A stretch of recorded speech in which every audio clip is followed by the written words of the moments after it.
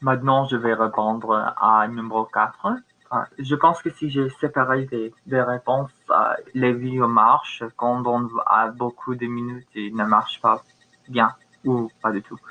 Donc, 4. Comment comprenez-vous le symbolisme du pied de la momie dans ce récit? Je pense que le pied, c'est une pied d'une une fille, une princesse ancienne. Il y a euh, comme 2000 années avant ça. Euh, Elle invente ça et c'était une partie de son corps qui était coupée et séparée et euh, il était conservé par les technologies du jour et il était par chance, par hasard, il était en France après à 1900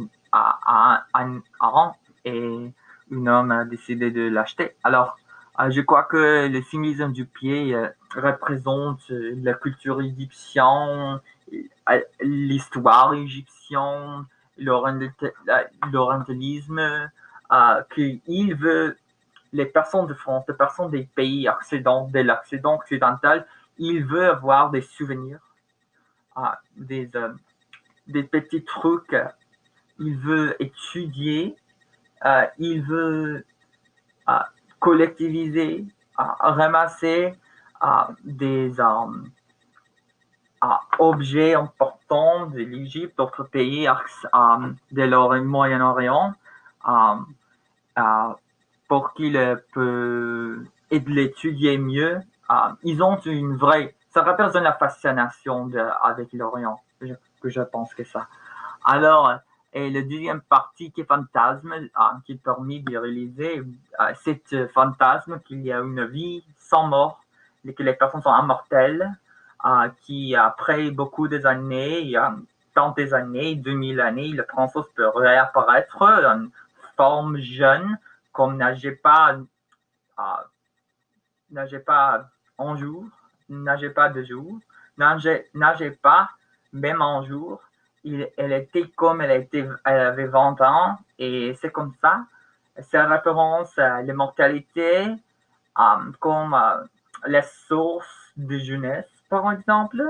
Euh, et aussi, dans l'époque, il permet avec le pied, la princesse le cherche et elle décidait, après, l'homme a décidé de leur rendre son propre, son propre pied, de faire une type de voyage vraiment pas fantastique parce qu'on voit des silhouettes, des personnes très vite et tout de suite sans faire un voyage il n'y a pas de voiture mais avec les chevaux ou à pied.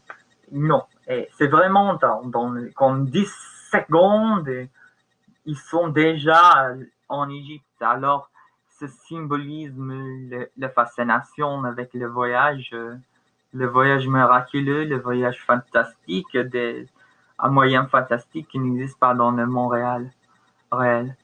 Euh, Nous pouvons réaliser un type de vie, un type de monde avec c'est beaucoup plus facile de vivre.